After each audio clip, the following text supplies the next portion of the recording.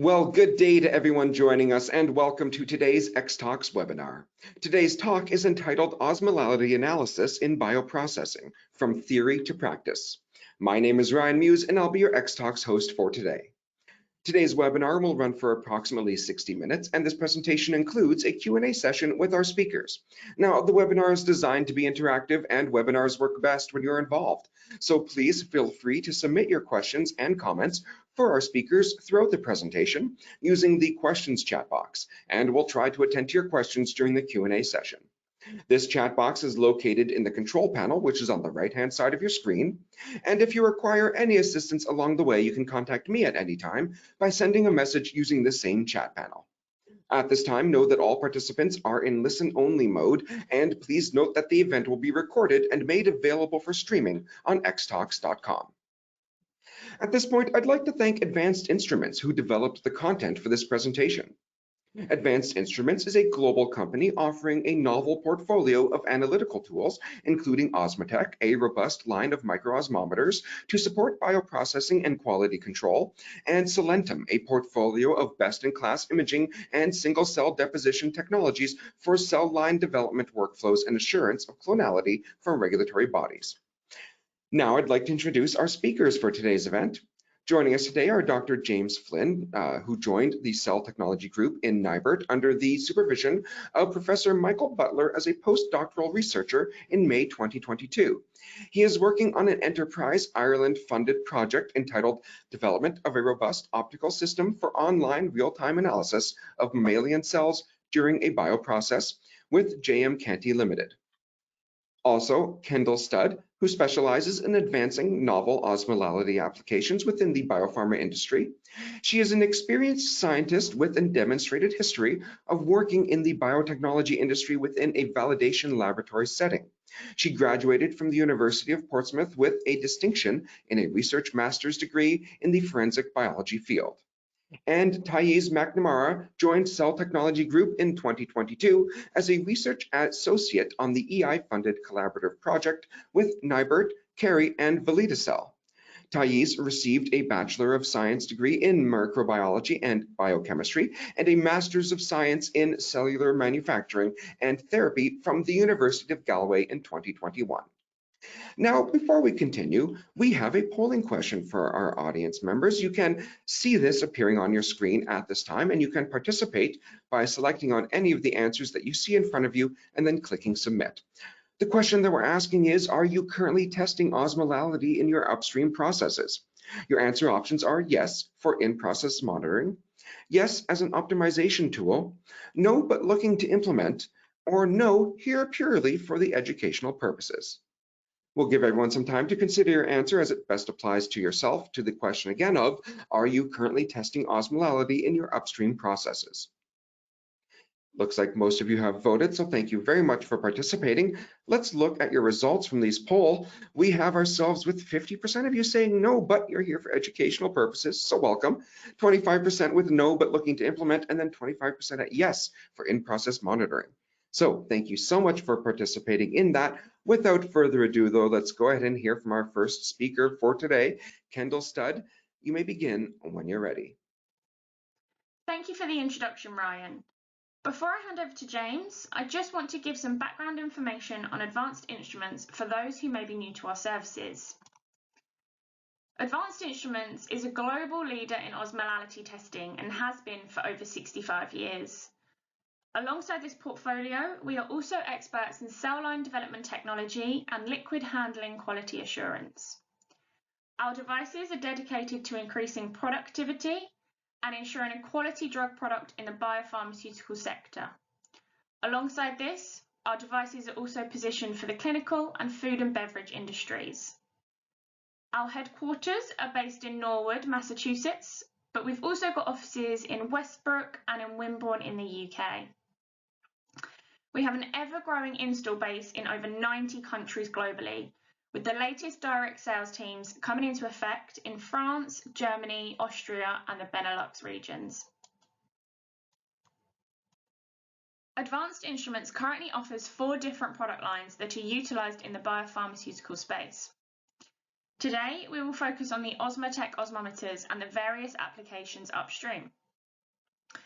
Osmotech is the only osmometer portfolio that is specifically designed for customers in the biopharma market, optimized for testing of biological samples such as cell culture media, buffers, and aqueous drug products.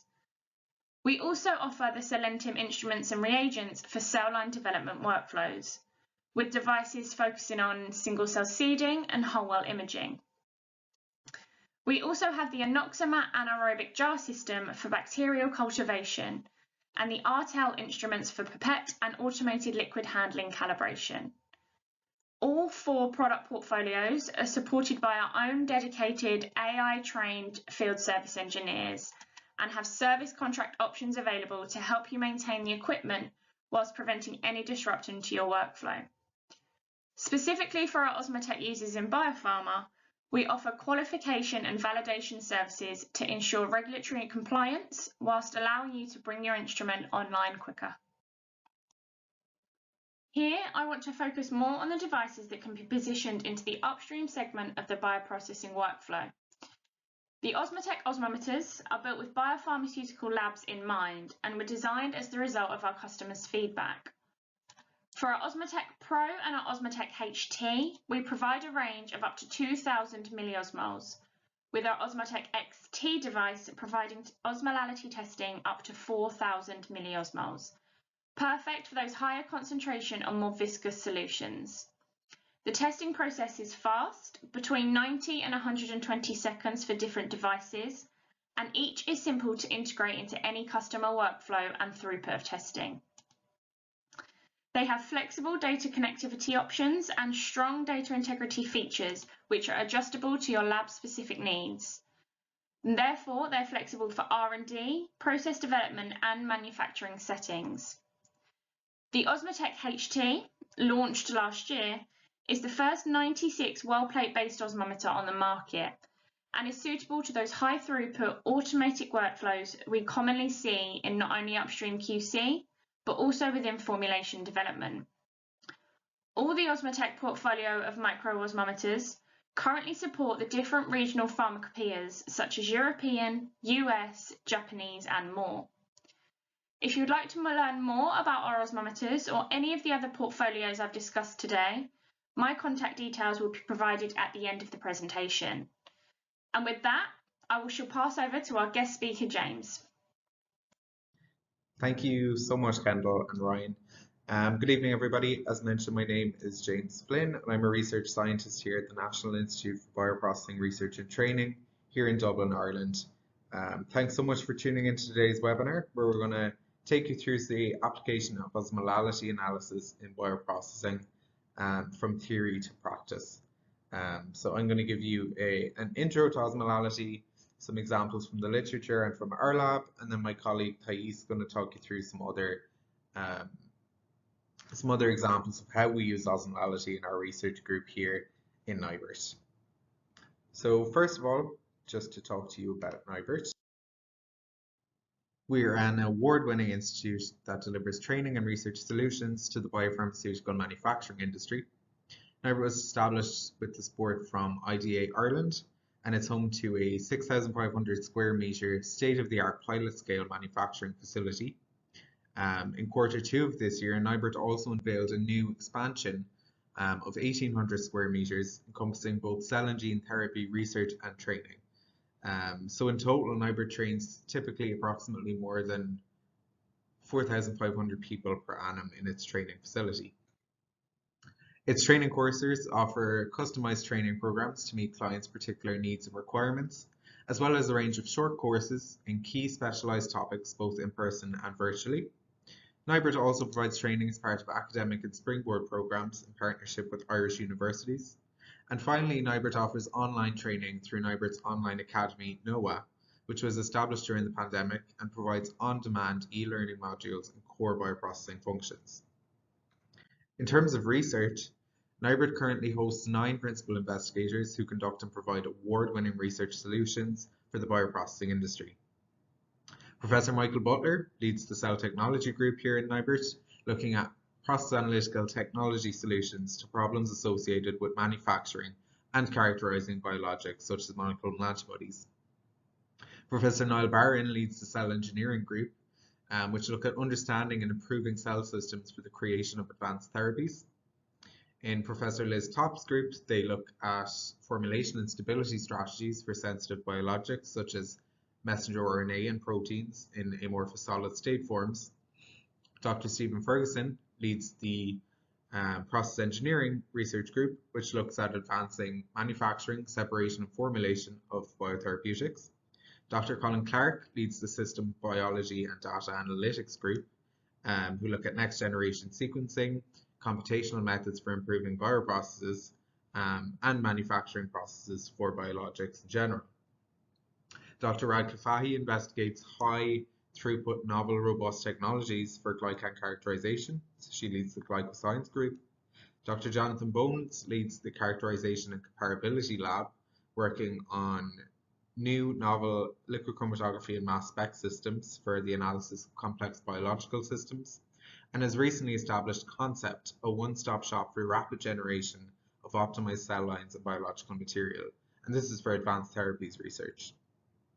Professor Mark Smales and Professor Sakis Manchelaris have recently joined the NIBRT team and will bring further advanced therapies research activities to NIBRT, and this is all part of NIBRT's advanced therapies expansion. So we're very excited to see where that goes. So as you can see, NIBRT research kind of encompasses the whole bioprocess from upstream to downstream and fill finish and formulation processes in both protein expression and cell and gene therapies. I'm part of the cell technology group here, which I mentioned is led by Professor Michael Butler. In our lab, we look at our research objectives, cover upstream and downstream bioprocess advancement. We're currently carrying out 3 core projects, all funded by Enterprise Ireland. The project I'm working on looks at optical systems for monitoring and controlling bioprocesses in collaboration with JM Canty. We also have a project in collaboration with Kerry Group, and that's investigating protein hydrolysates in cell culture media. This is cell culture media used to produce proteins of interest such as monoclonal antibodies and other biotherapeutics. And finally, our group's looking at developing methods for the control of critical quality attributes of monoclonal antibodies by glycoengineering, and that's in collaboration with GlycoSelect, another Irish company. Okay, so let's get to the good stuff. What is osmolality? This is what this webinar is about. Osmolality is a solution property. And when we're talking about a solution property, we're talking about a property that's determined by measuring the total number of chemical entities per kilogram of solvent. So we're talking about solute particles per kilogram of solution. We're dealing with a weight measurement here. So we're looking at osmoles per kilogram. And when we're talking about osmolality, we're talking about a non-specific measurement. We're not looking at the number of, or the mass or the size of the molecule. We're looking at the number of molecular particles. So to give you an example of what I mean by this, when we look at 1 mole of glucose, we're looking at 1 osmole. Whereas when we're looking at 1 mole of sodium chloride, because we're looking at 2 molecular particles, our sodium particle and our chloride particle, we're dealing with 2 osmoles. So we're looking at molecular particles rather than the mass and size of the molecule itself. As per the European Pharmacopoeia, the standard method for measuring osmolality of a solution is using an osmometer based on freezing point depression. So that's the method by which we're obtaining our osmolality readings. Very importantly, when we're dealing with osmolality, it's important to recognize that we're not talking about osmolarity with an R, we're talking about osmolality with an L. Osmolarity is the total number of solute particles per liter of solution. So it's also a solution property where you're dealing with a temperature dependent solution or per liter of solution measurement, which is typically used in clinical settings, whereas osmolality is typically used in manufacturing or processing settings.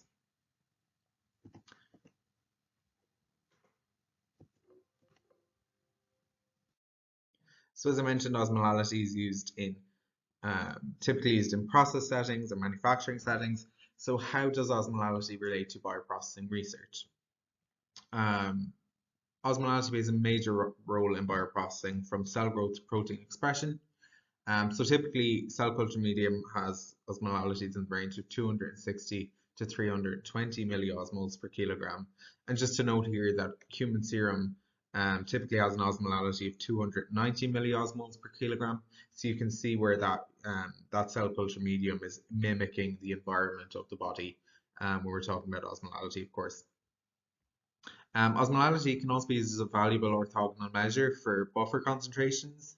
For instance, when you're looking at your buffer series that you're using in your downstream processes or your downstream workflows, alongside conductivity measurements and pH measurements, it can offer a very valuable method of determining our buffer concentrations. When we're looking at osmolality, fluctuations in osmolality in bioprocessing can have significant impacts on our processes. So it's very important to kind of be aware of that standard range and that acceptable range of osmolalities. And when we're looking at, higher scale osmotic conditions, we're going to be looking at hyperosmotic conditions. Studies have shown here that this leads to increases in the cell size. It can also impact the proliferation rate of the cells, so how the cells grow. You typically see reduced cell growth. However, you do typically see positive impacts on the cell-specific antibody productivity or the cell-specific productivity, where you see increases in productivity but reduction in cell growth. On the other side of the spectrum, we're looking at hypoosmotic conditions. We're looking at conditions where the osmolality is less than the recommended range or lower than that 260, where studies have shown decreased gene transcription involved in glycolysis, so reduction in messenger RNA synthesis, as well as impacts on GDP fucose supply and fucose transfer as well. So we've got quite significant impacts here on protein expression in our cells. So within our bioprocess, osmolality analysis kind of slots into multiple components of our process. When we're looking at our upstream process, we can utilize osmolality in our media development for developing our cell culture media that we're going to use to grow those cells, as well as looking at the accuracy of our composition for our upscaling process. And ultimately, we're using osmolality at this part of the bioprocess to observe optimal cell growth and health conditions, and using it for proper clonal screening to ensure that we're starting our bioprocess off on the right foot. Moving into downstream, we can utilize osmolality at this kind of intersection between our upstream bioprocessing and our downstream bioprocessing, where we can use osmolality as a tool for monitoring our ultrafiltration and diafiltration processes at the harvest point, and of course for buffer checks for our downstream chromatographic analysis and polishing steps.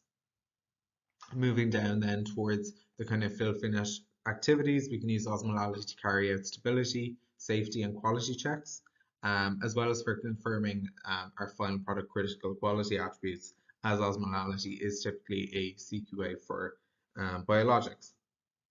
When it comes then to our final product, we can use osmolality, of course, to look at ensuring our parenteral drugs have an isotonic solution which would match in vivo osmolality. So it's important when you're producing a biologic that's going to be administered parenterally in vivo, that the osmolality of the final formulation matches that as closely as possible to biological osmolality, which we mentioned earlier is at about that 290 milliosmole per kilogram. So in this table, we can see an overview of some of the impacts that osmolality fluctuations or changes can elicit on the critical quality attributes of our biologics. And this kind of reinforces the understanding of osmolality as a key environmental parameter in protein production. So while hyperosmolality can elicit positive impacts on cell-specific productivity, it is thought to alter the activity of specific enzymes involved in the glycosylation pathway. So when we're looking at, at studies that have looked at fluctuations of osmolality, typically here increases in osmolality, so you can see here increases to 400 or 470 milliosmoles per kilogram, we can see impacts on protein assembly, where we're looking at potentially osmolality being used to reduce the formation of aggregates. However, that may come at a cost when you're looking at other instances where you're looking at that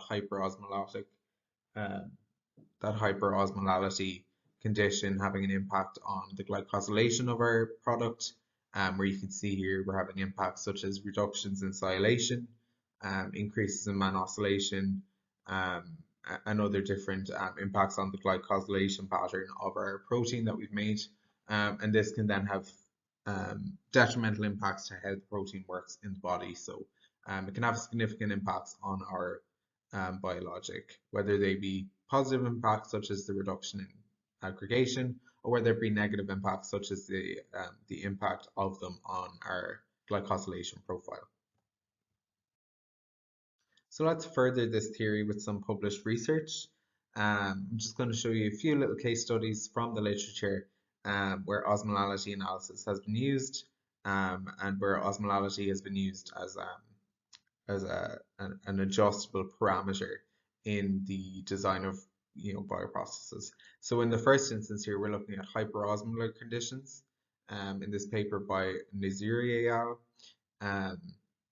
So what they did in this paper was they found that by slowly increasing the osmolality up to approximately 450 milliosmoles per kilogram, that both the cell-specific productivity of the monoclonal antibody in this case, and the total monoclonal antibody produced almost doubled in their CHO EG2 cells. So in their glycan analysis that followed this, as we saw earlier, hyperosmolar conditions can have detrimental impacts on the glycan profile of our biologics. However, in this study, they found that these hyperosmolar conditions didn't substantially influence the overall glycan profiles of the final product. So a balance between reduced viability and increased production kind of being found in this instance. So in this next case study, we're looking at a paper from Kamashi and Omasa, who showcased development of a hyperosmolar resistant CHO cell line. So the kind of purpose of this study was to overcome challenges associated with hyperosmolar induced growth impacts. So where we showed earlier, hyperosmolarity can impact the growth of our CHO cells or any cells by reducing the growth of them. However, you do typically see increases in cell-specific productivity. So they were able to achieve this effect of reducing that impact of growth of their cells by passaging their cells, these are CHO-S cells, in hyperosmotic basal medium. So what they were almost doing was adapting these cells to resistance in under osmotic stress, essentially. What they found was maximum viable cell concentrations of 132% of the adapted cells, and this was in comparison with the original cells after the induction of osmotic stress. And what I thought was interesting here as well was that they were able to retain this resistant characteristic up to 7 passages in standard basal media. So it's definitely an interesting finding. So let's just bounce to an example of some hypoosmolar conditions. So hypoosmolar conditions have long been shown to elicit severe impacts on cell health and production, which we discussed earlier. In this paper, however, by Ryu and Lee, they utilized hypoosmolar conditions at the start of their culture to improve the longevity of fed batch cultures. So in this paper, Ryu and Lee were culturing hybridoma cells. They start their culture in a hypoosmolar state, and what this allows them to do then is to account for increases in osmolality throughout the feeding of their culture. So what they found was they were able to increase the production of their IgG 5-fold. So typically in a fed batch culture, you're starting in a standard osmotic solution, or under standard osmotic conditions, and then as you're feeding, you're entering into that hyperosmolarity phase, whereas by starting in this hypoosmolar state, once you've accounted for your feeding, you're ending up at that kind of standard isotonic state or early hyperosmolality. So it really made an impact on their the production of IgG from their hybridoma cells. So in terms of our lab here in NIBRT, how do we measure osmolality? Well, we're lucky to have an Osmotec Pro multi-sample microosmometer. This, of course, is an instrument produced by Advanced Instruments. It's a multi-sample osmometer with a 20-well carousel. It requires a small sample volume of 30 microliters, which comes in incredibly handy when you're looking at precious samples, which is often the case in kind of biologics research. The Osmotec is very easy to use, which makes it a great addition to a multi-user lab. So as I said earlier, our lab kind of, investigates upstream and downstream bioprocessing from a kind of looking at solutions for the bioprocessing industry. So it's great to have an easy to use and fast measurement osmometer. We can obtain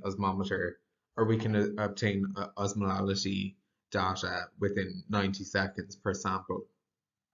The Osmotec Pro also supports 21 CFR Part 11 compliance and can work under GMP conditions and EU Annex 11 compliance with robust data integrity features. So it's a great little osmometer for our research lab. And what we're going to do is talk you through some examples of how we use the osmometer. So overall, we typically use our osmometer for cell culture media preparation. So we prepare some of our culture media in-house. We use it to ensure that the osmolality of our media is sufficient for growing our CHO cells. We also use the Osmotec to adjust other cell culture medias that have been bought in, so we can adjust those medias to investigate impacts of, say, hyperosmolality on cell-specific productivity. We also use osmolality measurements to monitor cultures under starvation and refeeding conditions. We use it in our media development projects for cultivating CHO cells for protein production. And we also use it, as I mentioned, for looking at hyperosmolality and its impact on IgG production. So specifically looking at cell-specific productivity here. So in this first example, we're using our osmolality to ensure appropriate conditions throughout our culturing. So in our process analytical technology investigations, looking at cell health under different conditions, we're looking at starvation and refeeding conditions here. So we're looking at control cells, which are cells in our cell culture media, which is serum-free media. And then we're looking at that same media, but with glucose removed, with glutamine removed, and then full starvation, which is our media without glucose and glutamine. And what we used osmolality here for was really monitoring the culture, ensuring that the changes in our cell growth and the changes in our productivity were related to that nutrient depletion and that nutrient deprivation rather than osmolality.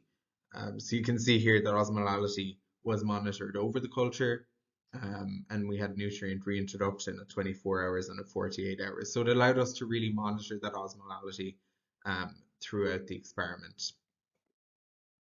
What we found was quite interesting actually. We found that small changes were observed in osmolality across 72 hours, which was to be expected. But what we did see as well was a 14% increase in osmolality under starvation conditions, which we thought was quite interesting. Now these are preliminary findings, so we're yet to kind of investigate those, but we thought it was an interesting observation that we would have initially, if we hadn't been measuring osmolality, may have just put down to the fact that it was under starvation conditions. So the osmolality really allowed us to, kind of look into alternative hypotheses and potentially go down a different route in terms of looking at our experimental design for developing this process analytical technology under these conditions. So I'm now going to pass you over to my colleague Thais, who's going to talk you through some of her work on the protein hydrolysate project with the Kerry Group. Thais has some very interesting data, so I'm going to hand you over to you, Thais. Thanks, James. On these next few slides, I will go through osmolality and its application in media development. The next few slides will go through an experiment that was carried out by a student that we had in our lab. For these experiments, we were trying to understand the inhibiting and promoting components of protein hydrolysate, as they are quite variable and contain many unknowns. The hydrolysate was fractionated into 40 fractions, and each fraction was then supplemented to a cell culture for a period of 7 days, along with a total hydrolysate, a 3 kilodalton fraction, and a media-only control. From this first graph, which shows viable cell density of the cells at day 7, it's clear that fraction 20 had the most significant drop in viable cell density when compared to the control. This suggests that fraction 20 has inhibiting properties that may not be present in other fractions. The later half of the fractions and fraction 13 show an increase in viable cell density that is either similar or more than the media-only control. This shows that these fractions may contain promoting components that may not be present in other fractions. In the second graph, we can see cell size changes between days 3, 6, and 7, and it's clear that fraction 20 had the biggest increase in cell size. It is known that cell volume can be affected by the concentration of the different dissolved substances in the media, therefore suggesting that the mineral concentration in fraction 20 would be different from the rest. This idea would help us understand why the cell size increased, and it can be measured using osmolality. This slide shows the changes in osmolality between days 0 in 7 and day 7 shown in pink. For most samples, there is no outstanding change in osmolality. However, in the case of fraction 20, we can see the biggest drop in osmolality. This is also followed by fraction 10. However, the interesting difference between these two is that fraction 10 had no major changes in cell size, while fraction 20's cell size increased the most. On the other hand, fractions 15, 22, and 35 had the biggest increase in osmolality, with no major changes in cell size. This increase in osmolality could be due to an accumulation of metabolites. If we compare all this information together from this slide and the previous slide, we can get some really nice findings. This figure offers a visual correlation between viable cell density, size, and osmolality. Firstly, the rise in osmolality and viable cell density by the 3 kilodalton fraction and total hydrolysate could be due to an increase in nutrients, growth factors, and anti-apoptotic elements that are provided by the hydrolysate. Additionally, the increase in osmolality that's caused by fractions 15, 22, and 35 showed higher amounts of metabolic waste, which studies have shown can increase osmolality. Interestingly, this was not the case for fraction 20, which presented the highest amount of metabolic waste, yet it had the lowest osmolality. The osmolality of fraction 20 would be considered to be hypoosmotic, which would account for the lower viable cell density. Also, this low osmolality would explain the increase in cell size, as the cells are constantly trying to keep equilibrium with their surroundings. If something upsets this equilibrium, they will just adjust by making use of the ion transport system, as well as molecules that can regulate osmotic pressure, such as amino acids. Consequently, the decrease of osmolality by fraction 20 would confirm the presence of a substance impeding the uptake of amino acids. That would in turn cause the cells to consume the rest of the molecules present in the media, therefore lowering the osmolality. By using osmolality here, we could confirm that fraction 20 contains an inhibiting factor that is different from the other fractions. On this slide is an experiment that was done on a different hydrolysate where we were aiming to see if different concentrations of trace elements present in the hydrolysate would individually have inhibiting or promoting effects. These graphs show a comparison of the effects the trace element had in viable cell density, IgG production, and osmolality. The osmolality shown in purple on the right shows that the 3 kilodalton fraction reached a state of hyperosmolality, while none of the other samples showed a major increase or decrease from the control. From the literature, we know that hyperosmolality can increase IgG production, however, it reduces cell proliferation, which we can see here. This meant that this hydrolysate could have such an increase in IgG production, which could partly be due to the hyperosmolality state. This osmolality increase could also explain why we saw the individual metal have increased proliferation at day 6. That was more than that of the control, as this was something that we did not expect to see, since the overall idea was to show that no individual metal would outperform the hydrolysite. And this was a finding that we would not have been able to make without checking the osmolality. Here is an experiment where we purposely induced hyperosmolality to compare to the hydrolysite and media-only control to see how much IgG we may be gaining from these hyperosmotic conditions. The graph on the left shows the results from day 10, and as you can see in the green, the hydrolysite had the highest production of IgG, which was to be expected, but then this was followed by the induced sample. From the graphs, it's clear that this hyperosmolality increases IgG, but it does decrease the cell proliferation, which was also expected, and you can see that in the viable cell density graph on the right. Overall, from this study, it showed that the induced sample increased the production by about 100 mg per liter when you compare it to the control. After this, we wondered if the osmolality would increase as the concentration of the hydrolysites increased. So therefore, we used two concentrations for both the total and the 3 kilodalton fraction of the hydrolysite. In terms of viable cell density, the higher concentrations of the 3 kilodalton hydrolysite had the highest viable cell density, and the rest of the samples were all very similar, but they did all outperform the control. In this study, none of the hydrolysites increased the osmolality to a hyperosmotic state, although it seems that as the osmolality increases, so too does the IgG production. This suggests that as the osmolality is increasing, it could be adding to a slight increase in the IgG production that the hydrolysites are providing. Also, the increased concentration of both the total and 3 kilodalton hydrolysite showed a higher IgG and osmolality value. This suggests that as there's probably more nutrients in the higher concentrations, that this could be why the IgG is slightly higher and the osmolality is slightly higher than the lower concentrations. That's great. Thank you so much, Thais. I hope you enjoyed those few slides. Very interesting work that we're doing with our osmolality measurements here in NIBRT. So just to summarize on the webinar as a whole, we looked at the Advanced Instruments Osmotech Pro Microosmometer. We believe it's ideally suited for applications in a research lab, particularly when you're looking at a multi-user research lab where there's kind of a range of activities happening.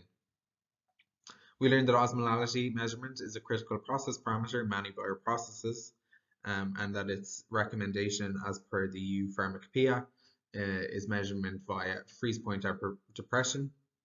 Hyperosmolality conditions have been shown to reduce cell growth but increase cell-specific productivity, which could, allow routes of looking at increasing cell-specific productivity, but having that awareness of the reduced cell growth can be something of importance when you're looking at experimental design. Hyperosmolality may impact the glycosylation profile of proteins, important consideration to make when you're looking at hyperosmolaltic conditions. Osmolality is both a routine measurement and an experimental output, which we've seen from some of our studies here in NIBRT.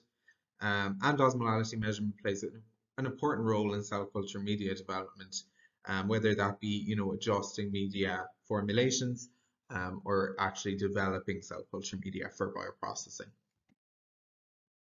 And that brings us to the end of our webinar. I'd like to thank Kendall Studd from Advanced Instruments, and of course Ryan from X-Talks, and all the team that helped make this webinar happen today.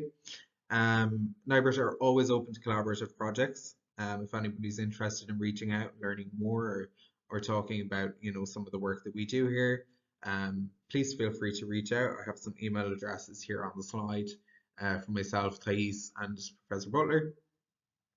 And of course, if you're interested in learning more about osmometers and for application support, do reach out to Kendall Studd. Her email's here on the slide. I'd of course like to thank the Cell Technology Group here at NIBRT for contributing some of their work to this webinar and for their constant support. So thank you very much, and I'm going to hand you back over to Ryan. Well, thank you very much for that insightful presentation. At this point, I'd like to invite the audience to continue to send their questions or comments right now using the questions window for the Q&A portion of the webinar. As we do so, though, we have another poll question for audience members to interact with. This is appearing on everyone's screen right now. You can participate by selecting on one of the answers that you see in front of you and then clicking submit. The question that we're asking is, after watching the presentation, would you now be interested in expanding your current osmolality testing? Your answer options are yes, but I need more information. No, this is not applicable to me. Give everyone some time to consider their answer again and participate in this, and then we'll get to some questions from you all. The question again that we're asking you at this time is, after watching the presentation, how would you now be interested in expanding your current osmolality testing? Looks like most of you have your answers in, so thank you so much for participating. Let's take a look at your results here. We have 56% of you saying yes, but you need more information, and then 44% no, it's not applicable. So thank you again for that participation. As I said, we'll now move into our Q&A session with our wonderful speakers. I've already received some questions here, everyone, so we'll get ourselves started with those. The very first question that I have for you would simply like to know whether a small molecule or biologic product for parenteral use in clinical studies, do you test for osmolality in a function of stability, cabinet, and time? I'll jump in there, Ryan. Thanks for your question. I'm not really sure about the cabinet part, but when you are looking at a final product, particularly a parenteral formulation, osmolality is often used as a release parameter because we want to ensure that we're matching physiological conditions osmotically, particularly in parenteral formulations like injectables, where you're injected directly in vivo, so that physiological osmolality needs to be matched with your formulation. Yeah, and I can also jump in as well here. So in terms of stability testing, osmolality is known as a use case to kind of keep an eye on that stability of your product. So we have customers, and there's also literature out there that shows osmolality being tested maybe pre-freeze and post-thaw during that kind of storage of that final drug product or shipment of that final drug product to wherever that may be needed. So that could be kind of your cryopreservation process, but you could also use osmolality in just general storage. So if you wanted to make sure that your conditions are correct at ambient or at the lower temperatures as well over a certain amount of time, so say 1 month, 6 months, a year, you can do that osmolality testing pre and post that condition to just double check if everything is correct in that solution. You haven't received anything that's coming out of solution potentially, and any contamination is avoided at all costs with that as well. So in answer to that question from the stability side, yes, osmolality can be used as an indicator for stable products. That's great. Thank you so much for that answer. Our next question here is curious, what would have caused increased osmolality in starving culture? Yeah, I can jump in with that one, Ryan. So as I mentioned, they are kind of preliminary results, but we would hypothesize that starvation conditions would increase the osmolality because the cells are losing cytoplasmic contents, or there could be a presence of increased metabolic byproducts like ammonia or lactate.